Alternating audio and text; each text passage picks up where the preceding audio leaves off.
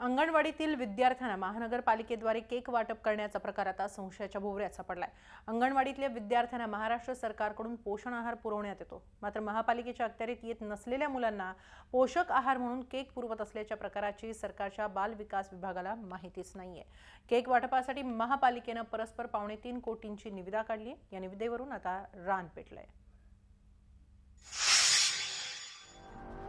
उल्हासनगर महापालिकेच्या शिक्षण मंडळाकडून 225 ग्रॅम स्लाइस केक पूरक पोषण आहार म्हणून वाटण्यात येणार आहे। यासाठी निविदा काढण्यात आली आहे। या निविदेअंतर्गत 9,11,616 केक वाटण्यात येणार आहे। त्यासाठी तब्बल 3.25 कोटींचा खर्च येणार असल्याचे नमूद केले।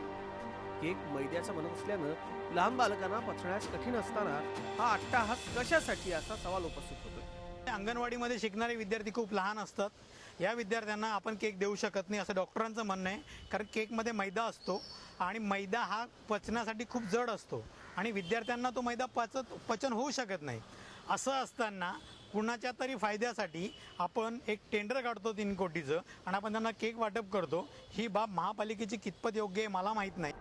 विद्यार्थ्यांना शाळेची ओढ लागावी यासाठी केक असा उद्देश असल्याचं अजब उत्तर पालिकेच्या उपायुक्तांनी दिलंय। अंगणवाडीतील जे विद्यार्थी आहेत की त्या विद्यार्थ्यांचा उल्हासनगर महानगरपालिकेच्या शाळांमध्ये भविष्यामध्ये त्यांचा प्रवेश व्हावा, त्यांना शाळेची ओढ लागावी, परंतु याबाबत जी निविदा वगैरे प्रसिद्ध केली होती तर त्याच्या संदर्भात नागरिकांच्या, काही राजकीय व्यक्तींच्या आणि समाजसेवकांच्या तक्रारी प्राप्त झाल्या, तर त्याच्या अनुषंगाने आम्ही त्या तक्रारी मान्य आयुक्तांच्याकडे आम्ही दाखल केलेल्या आहेत।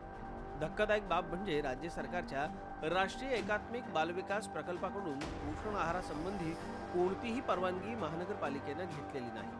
प्रोसिजर मी सांगू शकत नाही, परंतु